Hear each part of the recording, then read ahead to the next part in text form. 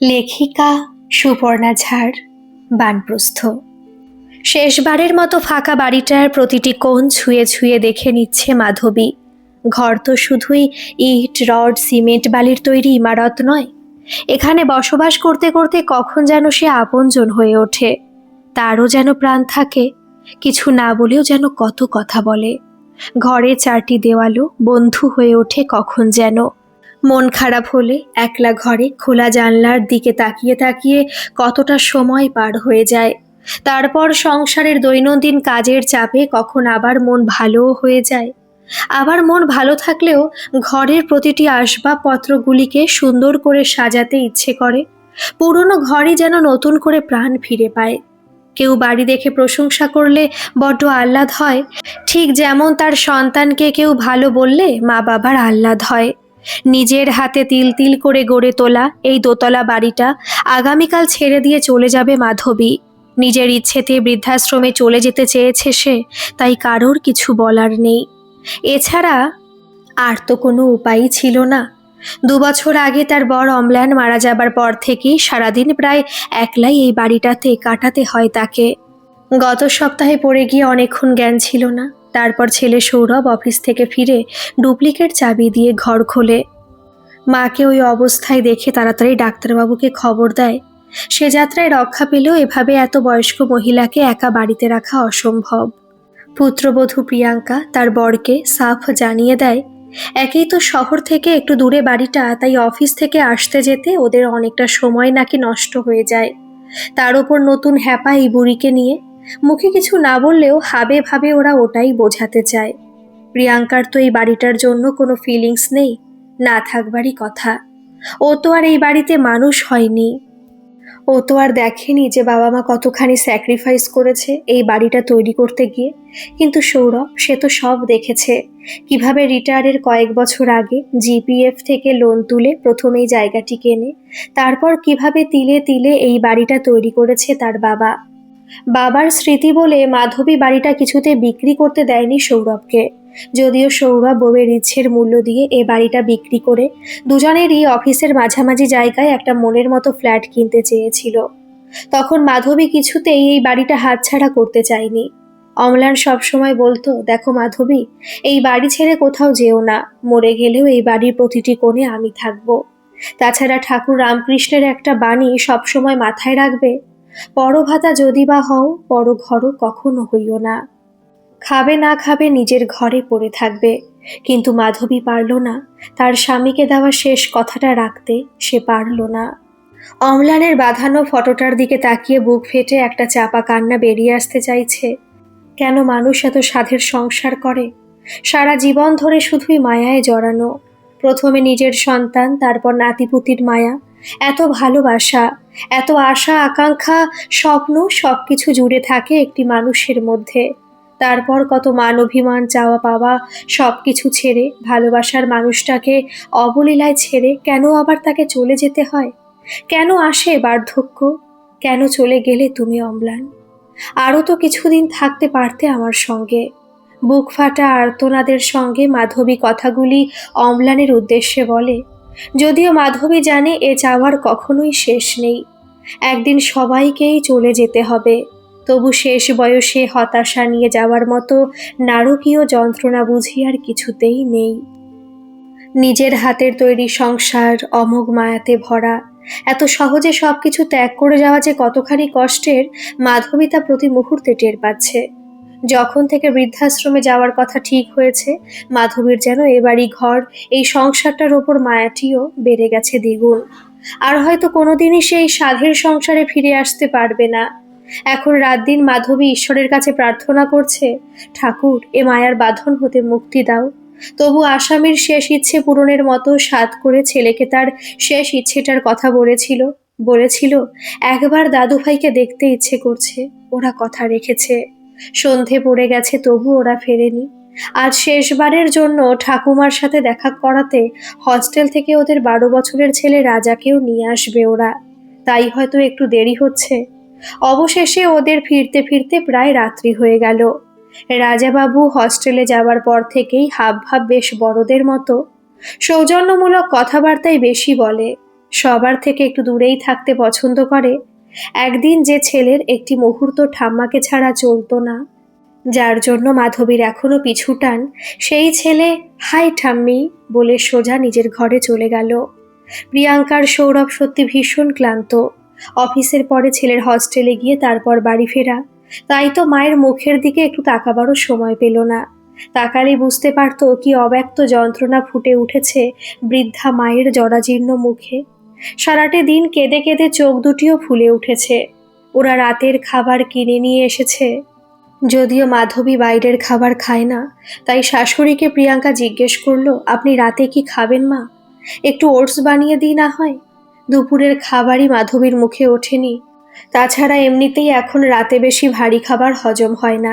মাধবী বলল, না বৌমা, তোমরা ক্লান্ত, বিশ্রাম করো, আমি রাতে কিছুই খাবো না। একান্তই যদি খিদে পায় ঘরে খই দুধ মুড়ি আছে, খেয়ে নেব। শাশুড়ির সঙ্গে কথা বলতে গিয়ে প্রিয়াঙ্কা দেখতে পেল তার চোখ দুটি ফোলা। সবই বুঝতে পারল, তবু আর বিষয়টিকে না ঘাটিয়ে নিজের ঘরে চলে গেল।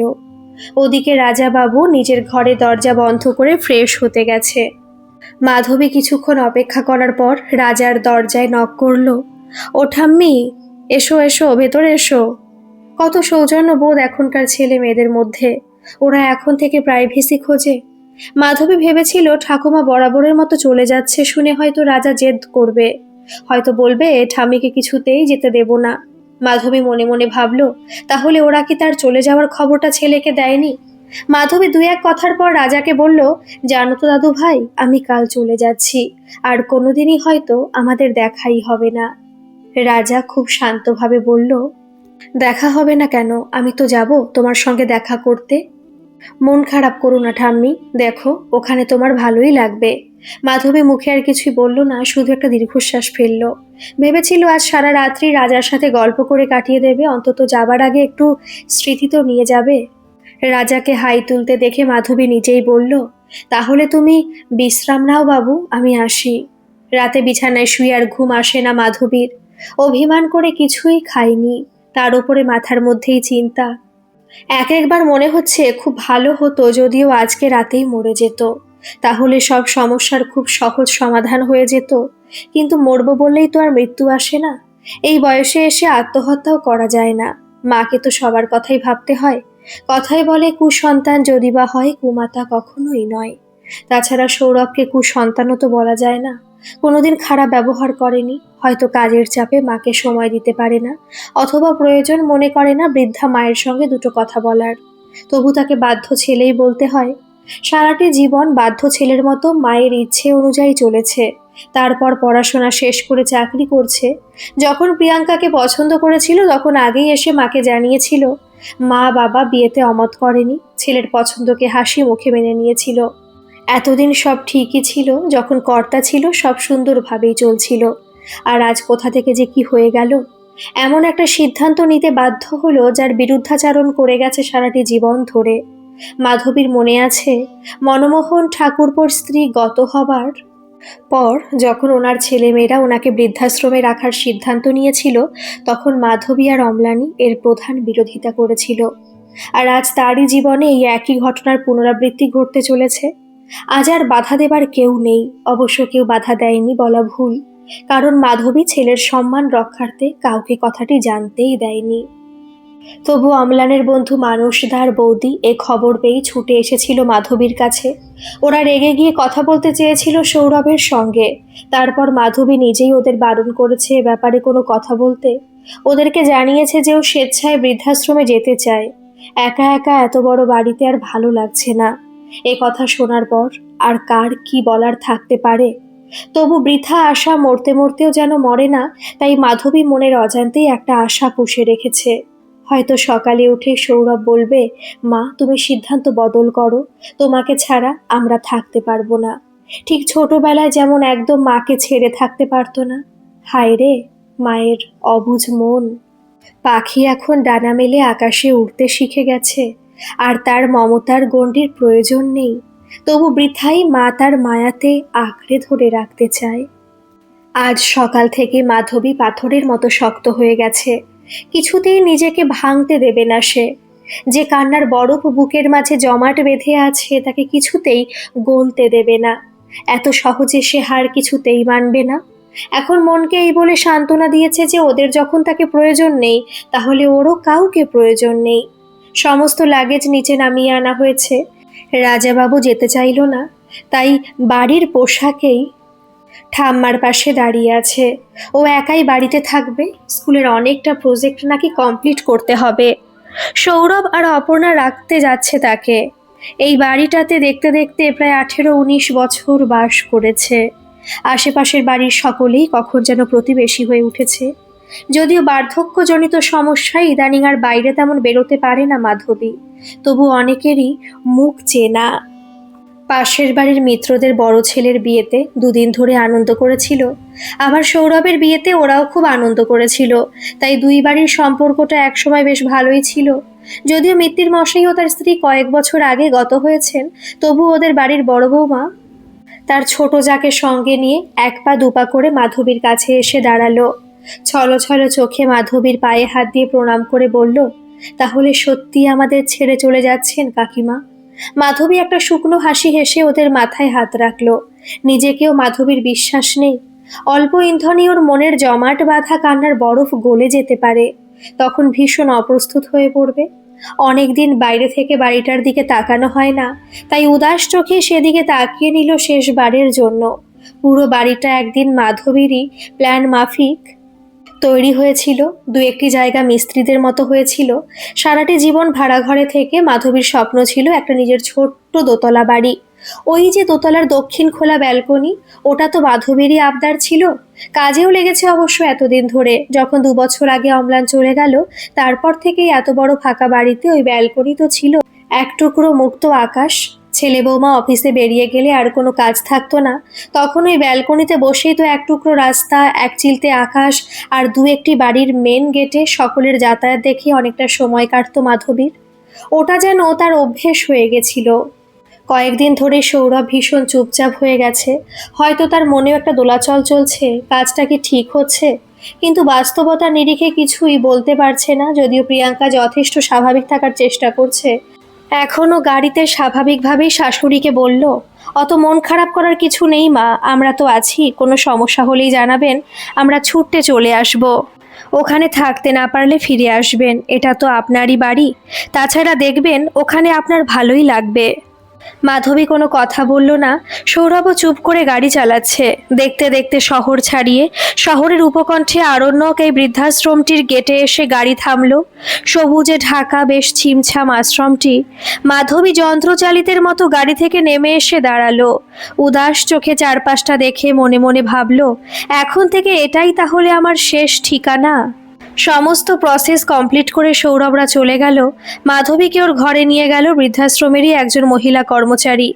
একতলারই একটা ঘরে, জানলার কাছে তার বেড, অনেকটা হাসপাতালের বেডের মতোই, তবে হাসপাতালের তুলনায় একটু বড়। সাদা ধবধবে চাদর বালিশ, পাশে একটা কোল বালিশ। ক্লান্ত অবসন্ন মাধবী নিজের বিছানা পেয়ে ধপাস করে বসে পড়ল। মহিলাটি সবকিছু বুঝিয়ে দিয়ে চলে যেতেই মাধবী হু হু করে কেঁদে উঠল। তার চারপাশটা কেমন যেন হালকা লাগছে, ভালো না মন্দ কিছুই অনুভূতি হচ্ছে না। এতক্ষণের চেপে রাখা কান্না সব গরম জলের ধারা হয়ে কপাল বেয়ে গড়াতে লাগলো।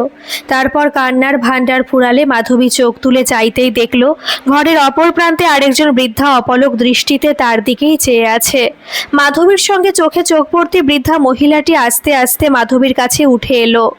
তারপর মাধবীর মাথায় হাত বুলিয়ে জিজ্ঞাসা করলো, ছেলে না মেয়ে? মাধবী কিছু বুঝতে না পেরে ওনার মুখের দিকে তাকিয়ে থাকলো। বৃদ্ধাটি আবার বললেন, ছেলে না মেয়ে, কে এখানে রেখে গেল? মাধবী বলল, ছেলে আর বৌমা এসেছিল। তা তো আসবেই। বলতে বলতে বৃদ্ধাটি আরও কিছু বলতে যাচ্ছিল। মাধবী ওকে থামিয়ে দিয়ে বলল, আপনি কতদিন আছেন এখানে? বৃদ্ধা বলল, 1 বছর হতে চলল। আমার ছেলে মেয়ে সবাই আছে। আমি তো ভাগের মা হয়েই ওদের সংসারে ঝিয়ের মতো জীবন কাটাচ্ছিলাম। তারপর নাতি ডাক্তারি পাশ করে এখানে দিয়ে গেছে। এখন খুব ভালো আছি। নাতি তো প্রত্যেক সপ্তাহে এখানে সবার চেক আপ করতে আসে। মাধবী বলল, বাহ, খুব ভালো। ভালো মন্দ জানি না, তবে এভাবেই ভালো থাকতে হবে, কি বলো? বলে বৃদ্ধাটি বললেন, আমার নাম বিভা। আর তোমার কি নাম? মাধবী বুঝলো এনার সঙ্গে এক ঘরে থাকতে হবে। মোটা সোটা হাসি মুখের মহিলাটিকে মাধবীর বেশ ভালোই লাগলো, তবে একটু বেশি কৌতূহল আর একটু বেশি কথা বলে। মাধবী বলল, আমি মাধবী, আমি আপনাকে বিভাদি বলে ডাকবো, ঠিক আছে? বৃদ্ধা হেসে বলল, একদম, আমি তো তোমার চেয়ে বয়সে বড়ই হব। তোমার কত বয়স মাধবী? মাধবী বলল, 62। আর আপনার? ও বাবা, আমার তো 70 ছাড়িয়ে গেল। তবু তুমি আমাকে তুমি করে ডেকো, ঠিক আছে? ওদের পরিচয় পর্ব চলতে চলতেই সেই মেয়েটি দুপুরের খাবার খেতে ডাকতে এলো। যারা একটু হাঁটতে চলতে পারে সবাইকেই গিয়ে একসঙ্গে বসে লাঞ্চটা সারতে হয়। মাধবীর একটুও খেতে ইচ্ছে করছিল না, তবু সকলের অনুরোধে খাবারের হলে গিয়ে দেখলো বেশ বড় ঘরে অনেকগুলো চেয়ার টেবিল পাতা। এখানে বৃদ্ধ লোকেরাও রয়েছে, সবাই চুপচাপ খাচ্ছে, কেউ বা আবার আস্তে আস্তে গল্প করছে। মাধবী আর বিভাদি একটি ফাঁকা টেবিল দেখে বসলো। এখানে সকলের জন্য একই মেনু, তবে ভাত রুটি দুটোই আছে। খুব অল্প তেল মশলা দিয়ে হালকা পাকের রান্না, ডাল ভাত সবজি, এক পিস করে মাছ আর শেষ পাতে টক দই। বিভাদি জোর করে মাধবীকে খাওয়ালো, নয়তো একা থাকলেও হয়তো কিছুই খেত না। তারপর আশেপাশের টেবিল থেকে দু একজন বিভাদিকে জিজ্ঞাসা করলো, নতুন মুখ দেখছি, উনি তোমার ঘরে এলেন বিভাদি? অল্প সৌজন্যমূলক কথাবার্তা সেরে মাধবী নিজের ঘরে ফিরে এলো। বাড়ি থেকে কয়েকটি মিসড কল দেখে ফোন করলো সৌরভকে। প্রিয়াঙ্কাই অবশ্য ফোনটা ধরলো, জিজ্ঞাসা করলো সব কিছু ঠিকঠাক আছে কিনা। সৌরভ স্নানে ঢুকেছে, তাই বিকেলে কথা বলবে বলে ফোনটা রেখে দিল। সারা রাত ঘুম হয়নি মাধবীর, তাই ক্লান্ত শরীরটাকে বিছানায় এলাতেই গভীর ঘুমে আচ্ছন্ন হয়ে গেল। বিকালে আশ্রমের সেই মহিলাটি ঘুম ভাঙিয়ে চা দিতে এসেছে। মাধবী ঘুমের ঘুরে আচ্ছন্নের মতো উঠে বসে ফ্যাল করে চেয়ে থাকে। কোথায় আছে কিছুই মাথাতে ঢুকছে না। তারপর মহিলাটি বলল, ও দিদা, চা খেয়ে বাগানে এসো, ওখানে সবাই আছে, একটু হাঁটা চলা করতে হবে তো।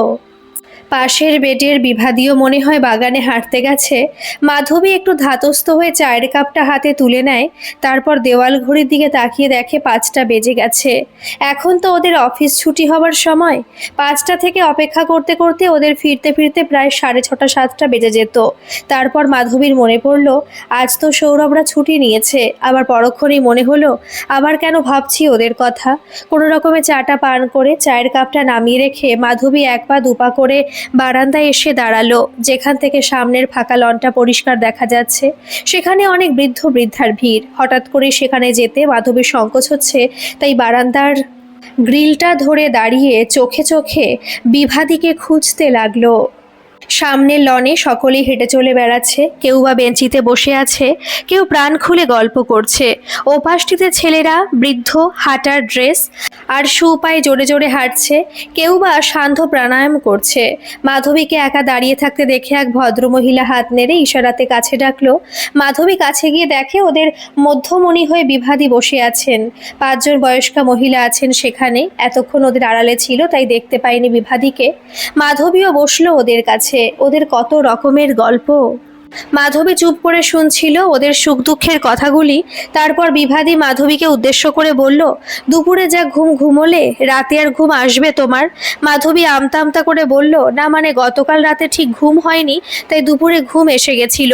ওদের মধ্যের একজন মহিলা শুরু করলেন, এখানে পাঠায়ে দিবে বইলা চিন্তায় চিন্তায় আমি তো কত রাইত ঘুমাবারই পারি নাই। দেইকো আস্তে আস্তে অকল অভ্যেস হইয়া যাইব নে, তখন এহানটাই বালা লাইব, ঘর যাইতার মন চাইব না। মাধবীর বেশ ভালো লাগে এমন বাঙাল মেশানো কথাগুলি, বড্ড আপন লাগে তার। ওনার মুখের দিকে তাকিয়ে একটু হাসলো মাধবী। গল্প যখন জমে উঠেছে তখন ঘরে যাবার ওয়ার্নিং বেল পড়লো। একে একে ঘরে যেতে লাগলো সকলে। লনটা প্রায় ফাঁকা হয়ে গেল ছেলেদের মানে বৃদ্ধদের থাকার জন্য ওপাশের ঘরগুলি বরাদ্দ। শুধু দুপুরে লাঞ্চের সময় আর বিকালে এই সময়টিতে তাদের সঙ্গে দেখা হয়, নয়তো পুরোপুরি আলাদা থাকবার ব্যবস্থা। সন্ধেবেলা সৌরভ ফোন করেছিল, রাজাও কথা বলল ঠাম্মার সঙ্গে। মাধবীও বেশ স্বাভাবিকভাবে কথা বলল ওদের সঙ্গে, কিন্তু ফোনটা রাখবার পর আবার মনটা উদাস হয়ে গেল। ভুলতে চাইবো বললে কি আর অত সহজে ভোলা যায়? এতদিনের অভ্যেস এত সহজে ভুলবার নয়। তবু মাধবী নিজের মনের সঙ্গে আপ্রাণ চেষ্টা চালিয়ে যাচ্ছে ওদের সবাইকে ভুলে থাকতে, রক্তের মায়া কাটিয়ে দিতে। তবু মাঝে মাঝে মনে হচ্ছে আমি কোথায় আছি। বাড়ি ছেড়ে একই শহরে একেবারে অচেনা অজানা জায়গাতে ও সেভাবে কোনো দিনই থাকেনি। সারাটা জীবন শুধু সংসারই করে গেছে। সামনের রবিবারে ওরা সবাই আসতে চেয়েছে, এখনো 6 দিন বাকি। অপেক্ষা করতে হবে, একটু আপনজনের মুখ দেখার জন্য অনন্ত এক অপেক্ষা। মাধবী দীর্ঘশ্বাস ছাড়ে। 8টার মধ্যে ডিনার দিয়ে যায় রুমে, তাই সন্ধেবেলা টিফিন দেয় না। বিভাতি নিজের কৌটো থেকে বিস্কুট নিয়ে মাধবীকে দিতে এলে মাধবীর মনে পড়ল বৌমাও কতগুলো বিস্কুট আর শুকনো ফলের প্যাকেট ব্যাগে ভরে দিয়েছিল। বিভাতিকে দেবার জন্য সেগুলির খোঁজ করতে ব্যাগ খুঁজতে বসলো। অম্লানের ছবিটা এখনো ব্যাগের মধ্যেই। এসে থেকে আর বের করার কথা মাথাতেই আসেনি। পরম যত্নে ছবিটা বুকের মধ্যে জড়িয়ে ধরে ওয়ার্ড্রোবের ওপরে রেখে দিল। বিভাদি মুচকি হেসে বললেন, কর্তা বুঝি? মাধবী একটা ম্লান হাসি হেসে বলল, জীবনের পথে প্রায় 44 বছর আমরা একসঙ্গে পথ হেঁটেছি। মুখে বিস্কুট পুড়তে পুড়তে বিভাদি বলল, এবারে বলো তোমার কথা শুনি। মাধবী শুকনো হাসি হেসে বলল, আমার কথা? আমার কিছুই কথা নেই। আমি জীবনে খুব সুখী, তবু নিজের ইচ্ছেতে নির্বাসন নিয়েছি, তাই কারোর ওপর আমার কোনো অভিযোগ নেই। বিভাদি বলল, তাই আবার হয় নাকি? সাধ করে কেউ সাধের সংসার ফেলে এখানে আসতে চায়? কিন্তু মাধবীকে চুপ থাকতে দেখে বিভাদি বুঝলো অত সহজে মুখ খোলার মহিলা নয় এই মাধবী, তাই চুপ করে গেল। সন্ধ্যা ঘনিয়ে এসেছে। দূরে কোথাও শাঁখ বাজছে। সেই শাঁখের আওয়াজ কানে যেতেই মাধবী আবারও উদাস হয়ে গেল। তার বড় সাত করে পাতা ঠাকুর ঘরে হয়তো সন্ধেই পড়বে না আর। বৌমা ব্যস্ত মানুষ, অফিস থেকে ফেরে সন্ধ্যের পর। কোনোদিনই এসব দেখতে হয়নি তাকে। 2 বেলা মাধবী আস্তে আস্তে ঠাকুর দিত। আজ হয়তো তার ঠাকুর অন্ধকারই পড়ে আছেন। ভেবেই মনটা খারাপ হয়ে গেল। মাধবীকে হঠাৎ উদাস হতে দেখে বিভাদি আবার জিজ্ঞাসা করলো, কি হয়েছে তোমার? বাড়ির জন্য মন খারাপ করছে নাকি? মাধবী উদাস স্বরেই বলল, না, মন খারাপ না, ভাবছি আজ সন্ধে পড়বে কিনা আমার ঠাকুর ঘরে। বিভাদি হেসে বলল, তোমার ঠাকুর ঘর কি গো, সব ছেড়ে দিয়ে এসেছো? এখন ওদের সব, ওরা নিজেরা সংসারের কল্যাণের জন্য ঠাকুর দেবে না দেবে সেটা একান্ত ওদের ব্যাপার। তুমি আর এ নিয়ে আর চিন্তা করো না। মাধবী নিজের ভুল বুঝতে পেরে ম্লান হাসি হেসে বলল, ঠিক কথা। কথা বলতে বলতে ওদের ডিনার এসে গেল। রাতের খাবারটা সবার ঘরে ঘরেই দিয়ে যায়, তবে এখন একটি অন্য মহিলা খাবার দিয়ে গেল। বিভাদি বললেন, শিফটিং ডিউটি, এ রাতে থাকে, কোনো প্রয়োজন হলে একেই বলতে হবে, নাম মায়া। তবে তার মনে মায়ার বড্ড অভাব, বড় খিটখিটে মহিলা। মাধবী মনে মনে ভাবে, যেখানে রক্তের সম্পর্কের জন্য সারাটি জীবন ধরে করে চললেও সারা জীবনের তিল তিল করে সঞ্চয় করা স্থাবর অস্থাবর সব সম্পত্তি হাতে তুলে দেবার পরও নিজের রক্ত বিশ্বাসঘাতকতা করে, নিজের মা বাবাকে অবলীলায় বৃদ্ধাশ্রমে ছেড়ে যেতে পারে, সেখানে শুধুমাত্র সামান্য কিছু অর্থের বিনিময়ে একেবারে অপরিচিত কিছু বয়স্ক মানুষের সেবা করতে আসা মানুষটির কাছে কি করে ভালো ব্যবহার আশা করা যায়? তার তো কোনো আন্তরিক দায় থাকবার কথা নয়। বিভাদি বললেন, তাড়াতাড়ি খেয়ে নাও, একটু পরে যখন বাসন নিতে আসবে তখন যদি দেখে তুমি খাওনি তখন খুব খিটখিট করবে। মাধবী বলল, কিন্তু এখন তো আমার খাওয়ার অভ্যেস নেই, খাবো কি করে? বিভাদি বলল, সবই অভ্যেস হয়ে যাবে কয়েকদিনেই, দেখো। তারপর বাধ্য হয়ে মাধবী যাই হোক একটু মুখে দিল। এসব অভ্যেস হতে বেশ সময় লাগবে, মাধবী মনে মনে ভাবল। 9টা বাজতে বাজতেই সারা আশ্রমটি একেবারে ঘুমিয়ে পড়ল যেন। রাতে শুয়ে আর ঘুম আসে না মাধবী। নিজের ঘর, নিজের বিছানাটাকে যেন খুঁজতে থাকে সে। ওদিকে বিভাদি নাক ডাকছে। মাধবী বারে বারে জল খাচ্ছে আর বাথরুমে যেতে হচ্ছে। ঘরে লাগোয়াই বাথরুম আছে। জানলাটি খুলতে বারণ করে গেছে, তবু মাধবী জানলাটা খুলে তার সামনে দাঁড়িয়ে রইল কতটা সময় ধরে। আকাশ পাতাল চিন্তা যেন এই রাতেই ভিড় করে ছেকে ধরে যারা জেগে থাকে তাদেরকেই। অম্লান চলে যাওয়ার পর থেকে এই ঘুমের সমস্যাটা হয়েছে। খোকাকে বলেছিল, তখন খোকা ডাক্তার দেখাতে চেয়েছিল, কিন্তু বৌমা আড়ালে বারণ করেছিল খোকাকে। মাধবী পরিষ্কার শুনতে পেয়েছিল বৌমা বলছে, এই বয়সে এসে ঘুমটা সবারই কমে যায়, তাছাড়া সারাদিন ফাঁকা বাড়ি পেয়ে তোমার মা ঘুমিয়েই কাটান। এসব শোনার পর মাধবী নিজেই আর ডাক্তারের কাছে যেতে চায়নি। নিচের ঘরে মশার উৎপাত, তাই সবার বিছানাতেই মশারি খাটিয়ে দিয়ে গেছে। মাধবী কখন তার মশারি খুলে ফেলেছে, ওটার মধ্যে যেন দম বন্ধ হয়ে যাচ্ছিল। ঘরে নাইট বাল্বের আলোতে অম্লানের ফটোটাতে চোখ যেতেই আবার মনটা কেঁদে উঠল হু হু করে। ওনার হাসি মুখের ছবিটার দিকে তাকিয়ে মাধবীর খুব অভিমান হলো। মনে মনে বলল, খুব হাসি না? আমাকে নরক যন্ত্রণার মধ্যে একা ফেলে রেখে দিব্যি একা একা পালিয়ে গিয়ে খুব মজা লাগছে না গো? ওদিকে রাত পেরিয়ে প্রায় ভোর হতে চলল। মাধবীর দু চোখে ঘুম নেই। না, আজ আর ঘুম আসবে বলে মনে হয় না। জানলা খুলে দেওয়াতে মশাও ঢুকে গেছে ঘরে। বাধ্য হয়ে মাধবী আবার মশারি টাঙিয়ে চুপ করে শুয়ে পড়ল। আর শুয়ে শুয়ে ভাবতে লাগলো, এভাবেই তাকে বাকি জীবনটা কাটাতে হবে। অম্লান সব সময় বলতো একটা মেয়ে নেবার কথা, কিন্তু একলা ঘরে খোকার কষ্ট হবে, তাই মাধবী কোনোদিন ভাবেইনি দ্বিতীয় সন্তান নেবার কথা। আচ্ছা, একটা মেয়ে থাকলে কি আজ তার এই অবস্থা হতো? হয়তো মেয়ে তার মায়ের মনটা ঠিক বুঝতো। মাধবী তো কিছুই চায়নি, শুধুও চেয়েছিল একটু সংসারের মধ্যে থেকে একটু সকলের ভালোবাসা, একটু সহানুভূতি। শাড়ি গয়না বা খাওয়ার ওপর ওর কোনোদিনই কোনো লোভ নেই। এ সংসার তাকে সেটুকুও দিতে পারলো না, তাহলে কিসের জন্য সংসার করা? কিন্তু বিভাদির তো 2 ছেলে 2 মেয়ে, সবাই আছে, তাহলে কেন তাকে এখানে থাকতে হচ্ছে? নিজের মনকে সান্ত্বনা দেয় মাধবী। ওদিকে প্রায় সকাল হয়ে এলো, কাক ডাকতে শুরু করেছে। মাধবীর মাথাটা ঝিমঝিম করছে, ক্লান্ত চোখটা বুঝলো যদি একটু ঘুম আসে। সকাল সকাল মায়া নামের সেই মেয়েটি এসে বাজখাই গলাতে ডাক দিয়ে মাধবীকে জাগিয়ে দিল। ওর ডিউটি আওয়ার্স শেষ হয়ে যাবে 7টার মধ্যে, তাই যাবার আগে ওর ডিউটি হলো ঘর থেকে সবাইকে বের করে দিয়ে সব বিছানা গুটিয়ে দিয়ে যাওয়া, আর কাজের মাসিকে দিয়ে সব ঘর আর বাথরুম সাফসুতরো করানো। যন্ত্রচালিতের মতো সে এসে টেবিলের ওপরে ঠকাস করে 1 কাপ লিকার চা আর প্লেটে 2টো ক্রাকার বিস্কুট দিয়ে বলল, তাড়াতাড়ি উঠুন মাসিমা, আর কত ঘুমাবেন? এর আগে 2বার এসে ফিরে গেছি, রাতে ঘুমাননি, তাই 6:30 অবধি ঘুমাতে দিলাম। মাধবী মশারি তুলে বের হতে হতে বলল, তুমি কি করে জানলে যে রাতে আমার ঘুম হয়নি? মায়া বলল, আমাকে সব দিকে নজর রাখতে হয়, আর রাতে ওই জানালাটা খুলবেন না, ওদিকে অনেক গাছপালা আছে তো, পোকামাকড় মশা সব ঘরে ঢুকবে। মাধবী বুঝলো হয়তো রাতে রাউন্ডে এসে ওকে জানলায় দাঁড়িয়ে থাকতে দেখেও বুঝেছে। মায়া আবার বলল, নিন তাড়াতাড়ি বাথরুমের কাজ সেরে এসে চাটা খেয়ে নিন, ঠান্ডা হয়ে গেল, আর চা পাবেন না। রান্নাঘরে চায়ের পাট উঠিয়ে এখন টিফিন রান্না হচ্ছে, আর ঘর থেকে বেরোন, ঘর মুছতে লোক আসছে। মাধবী তাকিয়ে দেখলো বিভাদের বিছানা পরিষ্কার, ঘরেও নেই উনি। বিভাদের খোঁজ করতে মায়া নিরস কণ্ঠে বলল, হবে কোথাও বাইরের বাগানে বা মন্দিরে। ঠান্ডা চাটা পান করে মাধবী আবার লনের সামনের বারান্দাটাতে দাঁড়ালো, ঠিক যেখানটাতে গতকাল বিকেলে দাঁড়িয়েছিল, কিন্তু কোনো চেনা মুখ দেখতেই পেল না। একজন ট্রেনার এসে সবাইকে প্রাণায়াম করাচ্ছেন, বেশিরভাগ বৃদ্ধরাই লাইনে দাঁড়িয়ে। ট্রেনারের চোখ পড়তে ইশারাতে মাধবীকেও ডাকলেন, কিন্তু ইতস্তত করতে করতে মাধবী বলল যে আগামীকাল থেকে সে ওদের সাথে যোগদান করবে। ওখানে দাঁড়িয়েই সবাইকে দেখতে থাকলো। ওদিকে 4-5 জন সখীতে পরিবেষ্টিত হয়ে এলেন বিভাদেবী। গতকালকের বিকেলের সেই বৃদ্ধারা 7 সকালে কোথায় গেছিল কে জানে। ভেজা এলো চুলে 8 পৌরে সাদা শাড়িতে বিভাদিকে বেশ লাগছে দেখতে, যেন অনেক দিনের চেনা এ রূপটা বড্ড নিজের লাগে। এসেই মাধবীকে বলল, বাব্বা কি ঘুমাচ্ছিলে গো, আমি তো রাখতে গিয়েও ফিরে এলুম, ভেবেছিলাম সকালের আরতি দেখাতে তোমাকে রাধা গোবিন্দর মন্দিরে নিয়ে যাব, উঠলে না, তাই একাই চলে গেলুম। মাধবী বলল, কাল যাব। কোথায় গো মন্দিরটা? মাধবীর হাতে প্রসাদের সন্দেশের টুকরো দিতে দিতে বিভাদি আঙুল তুলে বলল, ওই তো বাগানের ওপাশটাতে, ছোট্ট মন্দির, কিন্তু খুব ভালো লাগে সকাল সকাল ওখানে যেতে, সুন্দর আরতি হয়। ওদের কথা বলার সময় অন্য 4 জন মহিলা আসছি বলে নিজেদের ঘরে চলে গেছেন। প্রাণায়ামও শেষ হয়ে গেছে, একে একে সকলেই লন ছাড়ছেন। মাধবী বলল, তুমি ওদের সঙ্গে ব্যায়াম করো না বিভাদি?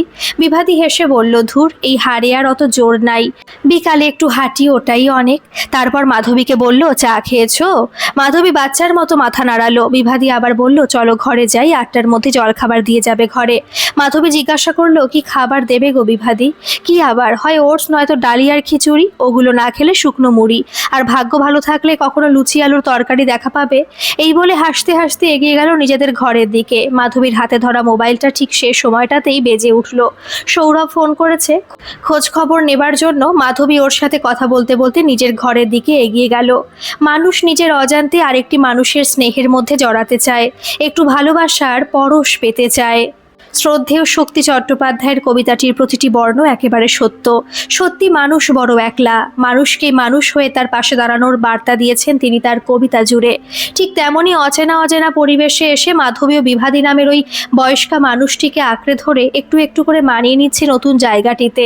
তার একাকিত্বটিকে ঘোচাতে চাইছেন একটি মানুষকে অবলম্বন করেই। যতই বয়স হোক না কেন, মানুষের মধ্যে একটা শিশু মন থাকে, আর সেই শিশু মনটি বাচ্চার মতো কাউকে আশ্রয় করে বেঁচে থাকতে চায়। সেও খোঁজে একটা আবদারের জায়গা। হয়তো সেই জন্যই মাধবী নিজের অজান্তেই বিভাদির সঙ্গে জড়িয়ে পড়ছে। দুপুরে লাঞ্চে গিয়ে মাধবী আর বিভাদি কালকে টেবিলটাতে বসতে গিয়ে দেখলো 2 জন খেতে বসেছে। তাদের মধ্যে একজন বেশ বয়স্ক লোক আর একজন রোগা মাঝবয়সী মহিলা। তারা দুজনে চুপচাপ বসে একসঙ্গে খাচ্ছেন। বিভাদি ওদের দিকে তাকিয়ে একটু হেসে অন্য টেবিলে গিয়ে বসলো। মাধবী আস্তে করে বিভাদিকে জিজ্ঞাসা করলো, ওরা কে গো বিভাদি, দুজন বন্ধু নাকি? বিভাদি বলল, না গো, ওরা স্বামী স্ত্রী, বাচ্চা কাচ্চা হয়নি ওদের, তবু ওরা নিজের ইচ্ছায় এখানে এসেছে। মাধবী অবাক হয়ে বলল, কেন? ওরা তো একসঙ্গে দিবি দুজনেই থাকতে পারতো, শুধু শুধু এখানে এসেছে কেন? পেছন ফিরে ওদের টেবিলের দিকে একবার দেখে নিয়ে বিভাদি গলাটিকে আরো নামিয়ে নিয়ে বলল, শুধু শুধু আসবে কেন, বাধ্য হয়ে এসেছে, বয়স হয়ে গেছে, কে দেখবে ওদের? তাছাড়া শুনেছি ওরা বাড়িতেও শান্তিতে ছিল না, সব সময় বর বউয়ে ঝগড়া লেগেই থাকতো। মাধবী অবাক হয়ে শোনে আর মনে মনে ভাবে, এ পৃথিবীতে কত রকমের মানুষ আছে, কেউ স্বামী আগে গত হয়ে গেছে বলে কত দুঃখ করে, আবার কেউ বা দুজন থাকতেও এক ছাদের তলায় থাকতে পারলো না। মাধবী আবার তাদের দিকে তাকায়। ভদ্রলোকটির শরীরে বয়সের থাবা বসলেও ভদ্র মহিলাটিকে কিন্তু এখনো বেশ শক্তপোক্ত দেখে মনে হচ্ছে। দিব্যি একসঙ্গে ওরা আরও কিছুদিন সংসার করতে পারত। এখানে থাকতেও তো কত খরচ, শুধু শুধু অচেনা অতিথির মতো দুজন মানুষ বৃদ্ধাশ্রমে বাস করার কোনো মানেই হয় না। মাধবী মনে মনে ভাবল। মাধবীকে চুপ থাকতে দেখে বিভাদি আবার বলে, জানো তো মাধবী, সংসারে বাচ্চা কাচ্চার খুব দরকার, বাচ্চা না থাকলে স্বামী স্ত্রী ভালোবাসার গিঁট শক্ত হয় না, তাই তো সংসারে খিটখিট লেগেই থাকে। এক সময় দুজন দুজনকে আর সহ্য করতে পারে না। যতই অভিযোগ থাক আমাদের সন্তানদের ওপরে, ওরাই কিন্তু আমাদের স্বামী স্ত্রীকে জুড়ে রাখবার সেতু, বুঝলে? মাধবী হাসলো, হয়তো তাই হবে, বয়সের অভিজ্ঞতার একটা দাম আছে। আর বিভাদি মনে হয় পড়াশোনা সেরকম জানেন না, কিন্তু সুন্দর কথা বলেন। মাধবী অবাক হয়ে তার কথা শোনে। সেই কালকের মতো একই মেনু, তবে আজ আলু পটলের তরকারি জায়গায় পেঁপের তরকারি আছে। মাধবী স্বল্পাহারী, অল্প করে সবই খেলো। বিভাতি কিন্তু বেশ গুছিয়েই খেলো, আর মাধবীকে বকলো এত অল্প খাওয়ার জন্য। গতকালকের সেই বাঙাল দিদিটা নিজেই যেচে এসে মাধবী টেবিলের কাছে দাঁড়িয়ে জিজ্ঞাসা করলো, এখানকার খাবার ভালো লাগছে কিনা? মাধবী মাথা নেড়ে বলল, ভালোই। আপনার খাওয়া হয়ে গেল দিদি? ওই খাইলাম আর কি, প্যাপের তরকারি মুখে রোসে না, এক রোজ রোজ প্যাপে রাঁধতে শিখছে। জোরে জোরে অভিযোগ করলেন ভদ্রমহিলা। মাধবী হেসে বলল, কাল কিন্তু আলু পটল ছিল, ওই আর কি, সবই 108। বিরস মুখে বলতে বলতে ভদ্রমহিলা হাঁটা দিলেন, বললেন, যাই একটু জিরাইয়া লই, কোন ভোরে উঠছি। বিভাতি মুখ ভেঙিয়ে বলল, পেঁপের তরকারি বলে কি কম খায় নাকি? এক পিস মাছে মন ওঠে না বুড়ির, রোজ রোজ মাছ নিয়ে অশান্তি, আবার নালিশ করতে এসেছে। মাধবী মনে মনে ভাবে, এরা নাকি আবার বন্ধু। এই তো সকালেও একসঙ্গে মন্দির থেকে ফিরতে দেখলো ওদের, তখন কত হাসাহাসি, আবার পেছনে ওনারই নিন্দা। এই বয়সে এসে মানুষের পরিবর্তন নেই, কিংবা এভাবেই হয়তো ওরা বেশ আছে, সামনে সৌজন্য পেছনে নিন্দা চর্চা, না হলে কি নিয়ে বেঁচে থাকবে এরা? আশ্রমের এই একঘেয়ে বিরস জীবনে ওরা হয়তো নিজেরা নিজেদের বেঁচে থাকার রসদ খুঁজে নিয়েছে এভাবেই। হয়তো এদের মাঝে থাকতে থাকতে মাধবীও একদিন এমনই হয়ে যাবে। আগামীকাল বুধবার। বিভাদির নাতি নাকি আশ্রমের সকল সদস্যার রুটিন চেক আপে আসে। এই কটা দিনে প্রায় 100 বার মাধবীকে শুনতে হয়েছে এই কথাটি। এটা মনে হয় বিভাদির অহংকারের জায়গা। বিকেলে হাঁটতে গিয়েও লনে অন্যান্য মহিলাদের সঙ্গে যখন মাধবীও বসলো, সেই সময় বিভাদি আবার মাধবীকে সেই কথাটি বলতেই বিভাদির পাশে বসা মহিলাটি যেন মুখ বেঁকালেন। তারপর কত রকমের গল্প হাসাহাসি হলো। আশ্রম কর্তৃপক্ষের একজন এসে মাধবীকে হাঁটতে বলায় বাধ্য হয়ে মাধবী গল্পের আসর ছেড়ে হাঁটতে উদ্যত হলে বিভাদি ওকে শাড়ি ধরে টেনে বসাতে চাইল। মাধবী বলল, থাক না দিদি, একটু পায়চারি করেই আসি, সকালেও হাঁটিনি। তারপর মাধবী হাঁটতে চলে গেলে ওরা সবাই ওকে নিয়ে চর্চা করতে লাগলো। লনের এক পাশটিতে সেই দুপুরের স্বামী স্ত্রীর কথা বলছিল। মাধবীকে দেখে ভদ্রমহিলা নিজেই মুচকি হেসে জিজ্ঞাসা করলেন, কোথায় বাড়ি? মাধবীও কিছু সৌজন্যমূলক কথাবার্তা বলে সামনের দিকে এগিয়ে গেল। এদিকে দেখতে দেখতে সন্ধে পড়ে গেল, সবাই নিজের নিজের ঘরে ফিরে গেল। আজ মাধবী অনেক কষ্ট করে দুপুরে জেগেছিল শুধু রাতে একটু ঘুমোবে বলে। একটা পুরো রাত্রি না ঘুমিয়ে কাটানো যে কি কষ্টের, তা মাধবীর থেকে কেউ বেশি জানে না। সন্ধেবেলায় ঘরে ফিরে বিভাদি কোথা থেকে গরম জল নিয়ে এসে কমপ্ল্যান গুলে 1 কাপ মাধবীর সামনেও এগিয়ে দিল জোর করে। মাধবী বলল, তার অভ্যেস নেই এসব খাওয়ার, একদম গন্ধ সহ্য করতে পারে না, তাছাড়া একটু পরেই তো রাতের খাবার খেতে হবে, এসব মুখে দিলে রাতে আর কিছু খেতে পারবে না। কিন্তু বিভাদি শুনলে তো, বলল, সব অভ্যেস হয়ে যাবে, আমার নাতি জোর করে দিয়ে গেছে। নাতি বলে বুড়ো বয়সে হাড় কমজোর হয়ে যায়, তাই এসব খেতে হয়।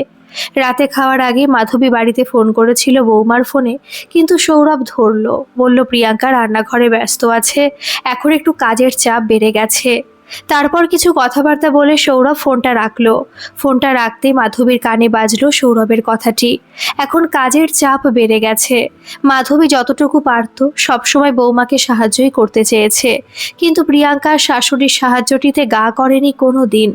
বিশেষ করে শ্বশুরমশাই গত হবার পর শাশুড়িকে একেবারে এক ঘরে করে রাখতে চেয়েছে, অথচ তখনই ওর সংসারের কাজে ডুবে থেকে সবার সান্নিধ্য পেয়ে সেই কঠিন সময়টিকে পার করবার প্রয়োজন ছিল, যা ছেলে বৌমা কেউই বোঝেনি। তবু মাধবী নিজে থেকে এগিয়ে এসে টুকটুক করে অনেক কাজ করত, যেমন বসে বসে শাক সবজি কাটা, আটা মেখে দেওয়া, পুজো দেওয়া, জামাকাপড় গুছিয়ে তোলা ইত্যাদি সংসারে খুঁটিনাটি কত কাজ। তখন বৌমা ছেলের সামনে বকাবকি করত, বলতো কি দরকার এসব করার, কিছু হয়ে গেলে তো লোকে আমাকে কথা শোনাবে। এখন বুঝছে কত ধানে কত চাল, আজকালকার মেয়েরা ভাঙবে তবু মজ খাবে না। মাধবী দীর্ঘশ্বাস ছাড়ে। মন দিয়ে বিভাদি কমপ্লেন খাচ্ছেন, 4 ছেলে মেয়ে থাকা সত্ত্বেও বিভাদিকে কিন্তু কখনো কেউ ফোন করে না। অন্তত এসে থেকে মাধবী দেখেনি, শুধু ওই নাতিরই কথা বলতে থাকেন, কে জানে কি ব্যাপার। গতকাল রাতে মাধবীর ঘুমটা তবু একটু হয়েছিল। সকালে বিভাদির ওঠার আগেই স্নান সেরে তৈরি হয়ে বসে আছে মাধবী। বিভাদি ঘুম থেকে উঠেই ওকে দেখে অবাক হয়ে বলল, একেবারে তৈরি? যাই, আমিও তাড়াতাড়ি স্নানটা সেরে আসি। ডাকুনি কেন গো, দেরি হয়ে যাবে তো। মাধবী হেসে বলল, আজ আমি তোমার ঘুম দেখছিলাম।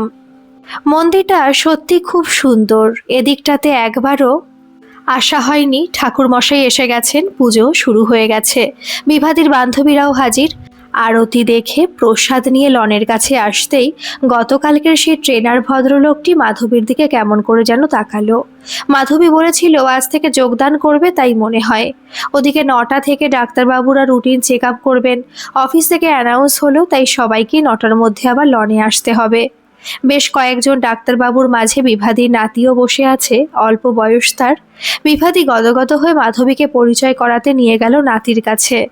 যদিও নাতি বিশেষ পাত্তা দিল না, শুধু একটু হেসে মাধবীর দিকে তাকালো আর ওর দিদাকে জিজ্ঞেস করলো শরীর কেমন আছে। তারপর লাইনে দাঁড়াতে বলল। বিভাদির মনে হয় একটু রাগ হয়ে গেল, তাই নাতিকে খুব ভালো আছি বলে নিজের ঘরের দিকে হাঁটা দিল।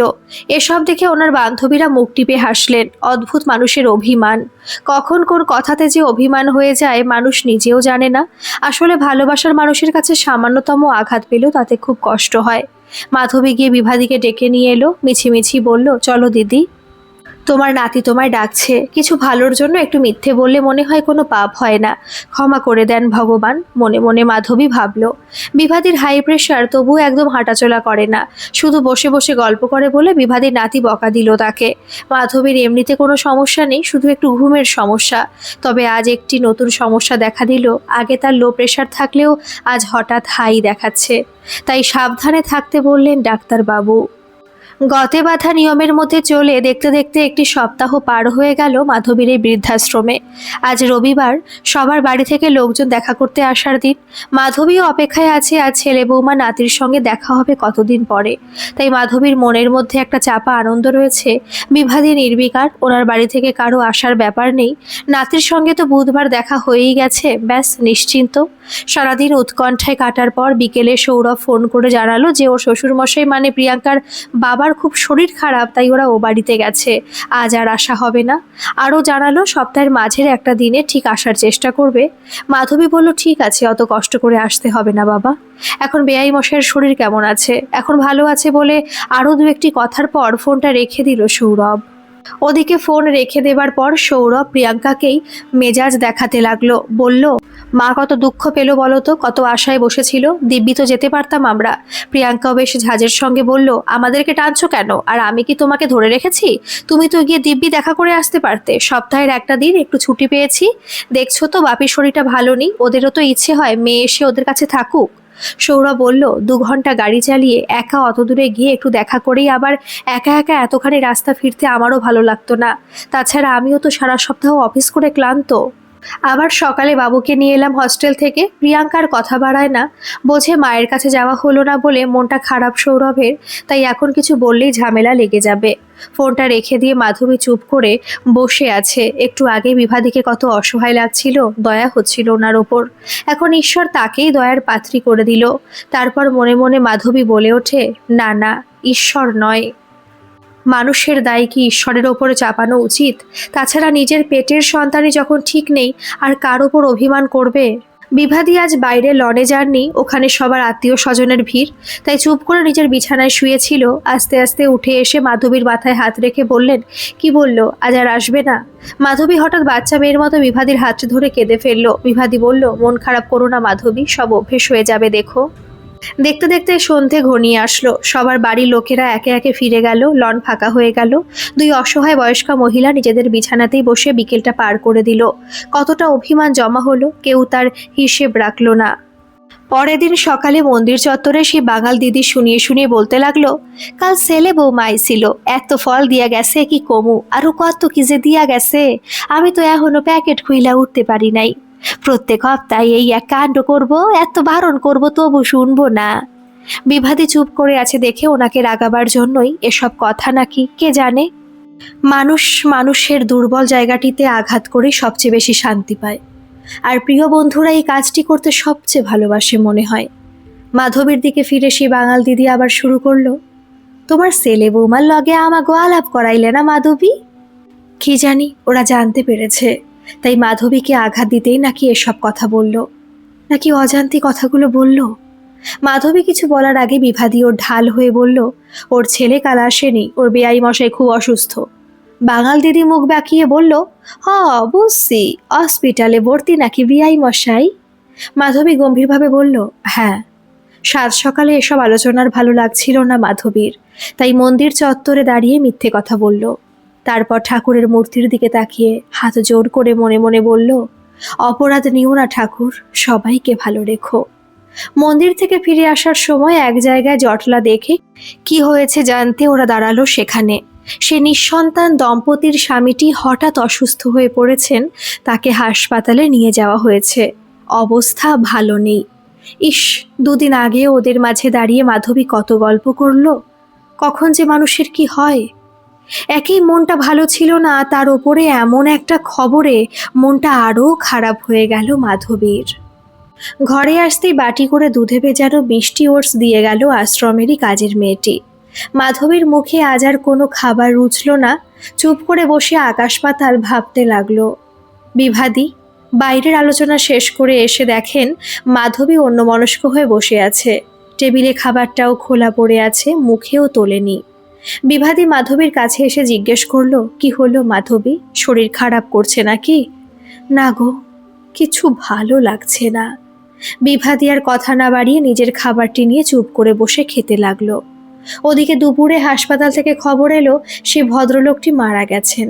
মাধবী দুপুরে খেতে বসে সে শূন্য টেবিলটার দিকে উদাস দৃষ্টিতে চেয়েছিল। বিভাদি বলল, এটাই জগতের নিয়ম মাধবী, এই আছি এই নেই, আমরাও এই পথেরই পথিক।